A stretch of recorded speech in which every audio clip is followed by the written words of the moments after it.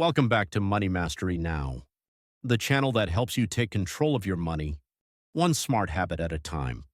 If you want to master your budget, crush debt, and build lasting wealth, you're in the right place. Let's dive in. Think a war in the Middle East won't affect your budget. Think again.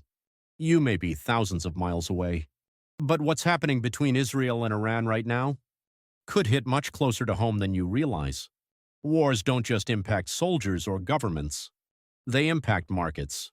They disrupt trade. And most of all, they create uncertainty. And when uncertainty hits, your wallet feels it. Gas prices spike. Food becomes more expensive. Your investments get shaky. And even your job could be at risk depending on your industry. This isn't fear-mongering. It's reality.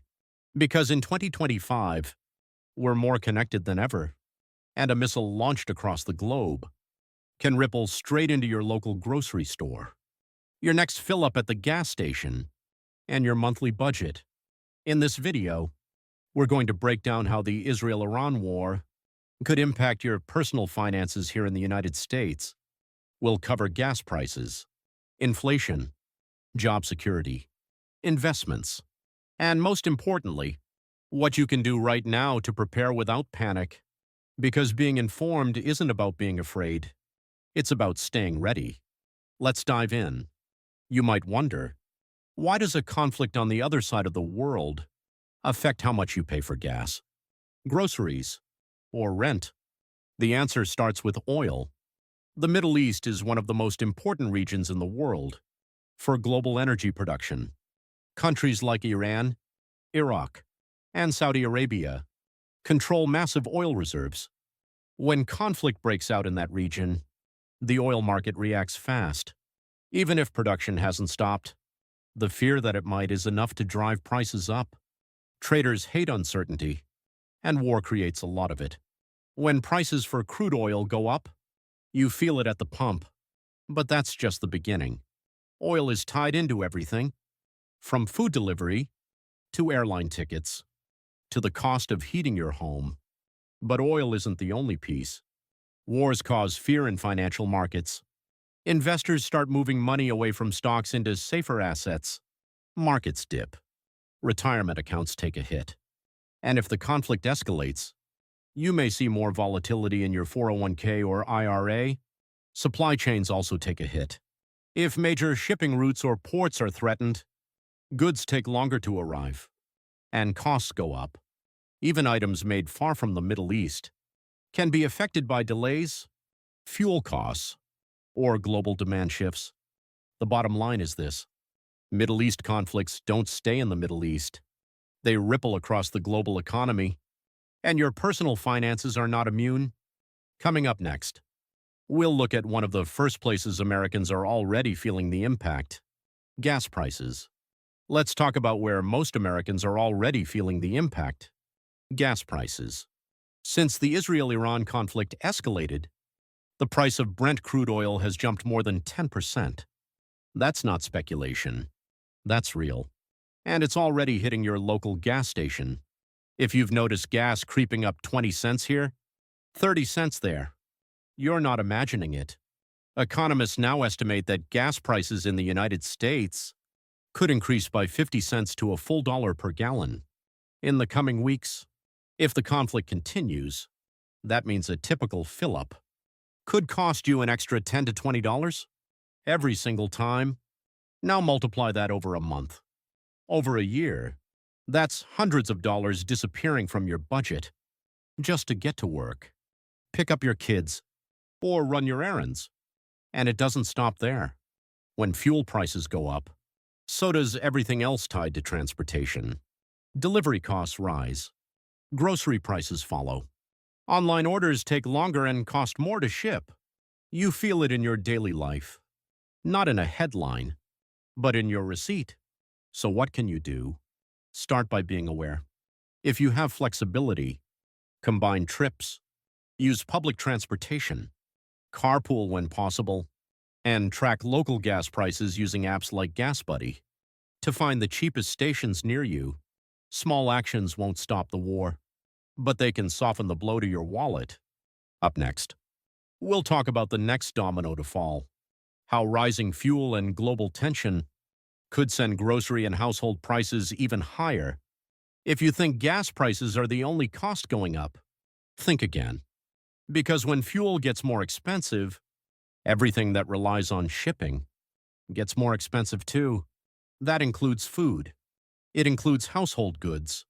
It includes the items you buy every week. Without even thinking, let's break it down. Farmers rely on diesel to power tractors, trucks, and irrigation systems. They also depend on fertilizers, many of which are derived from natural gas. When global energy prices spike, the cost of food production rises with it. Then there's transportation. Groceries don't appear on shelves by magic. They're driven, they're flown, they're shipped, and those fuel costs are passed directly onto you. You might see meat, produce, and dairy inch upward. You may notice your usual grocery bill is 5, 10 cents, or even $20 more for the same basket. And it's not just food, cleaning products, toiletries, home supplies. If it gets delivered, it's getting more expensive. This is what economists call second-wave inflation. It's not caused by panic, but by the real downstream effects of rising input costs. And if the war continues through the second half of 2025, you could see prices spike again, even after months of stabilization. So what can you do? Start meal planning now. Stick to a grocery list. Buy in bulk when prices are low. And avoid food waste because every bit counts. The more intentional you are with your spending, the more insulated you become from external shocks. Next, let's turn to the market. Because global tension doesn't just hit shelves, it hits investments too. Let's talk about your 401k, IRA, and the volatility ahead. Whenever there's a major global conflict, the stock market reacts, and not always in ways that make sense. In the early days of the Israel-Iran war, markets dipped sharply. Investors pulled money out of stocks and moved into safe assets like gold, government bonds, and cash equivalents. If you opened your 401k or IRA during that time, you may have seen red. And it doesn't feel good. It feels like your future is slipping. But here's what you need to remember. Volatility is not the same as loss. Unless you lock it in, pulling out of the market when prices are low only guarantees one thing: you miss the recovery. Historically, markets bounce back. Not always right away, but they do recover. So what should you do? First, don't panic. Don't let fear drive your financial decisions. Instead, zoom out. Look at your timeline. If retirement is still years away, you have time to ride out the storm. Second, rebalance if needed. Check your asset allocation. Are you too heavy in risk? Too light in growth? Adjust based on your goals, your age, and your risk tolerance, not based on headlines. Third, keep contributing. Dollar cost averaging works best when you stay consistent, especially during dips, because those dips, that's when you're buying low. Volatility is uncomfortable, but it's also normal, and it's survivable. Coming up next, we'll talk about how this conflict might affect your paycheck and why job security could become the next concern for millions of Americans. When war breaks out, central banks watch closely because uncertainty can disrupt the entire economy. In the United States, the Federal Reserve was expected to lower interest rates in the second half of 2025. That might change. If the conflict between Israel and Iran continues or spreads to other regions, the Fed may hit pause on rate cuts. Why? Because war-driven inflation is different. It's not just consumer demand. It's supply shocks, oil, shipping, commodities. That kind of inflation is harder to control, and lowering rates during rising inflation could make things worse. So if you are hoping for cheaper credit cards, auto loans, or a more affordable mortgage, you may have to wait a little longer. But there's more. Certain industries feel the pain faster than others. Travel, airlines, logistics, hospitality. When fuel prices rise and global instability grows, people pull back on spending. Flights get canceled, vacations postponed, shipping routes slow down, and companies respond. They freeze hiring, they delay expansion, and in some cases, they lay people off. So what does that mean for you? Now is a good time to check in on your job security. How stable is your industry? Is your employer exposed to global supply chains? Do you have an emergency fund in place? It's not about fear.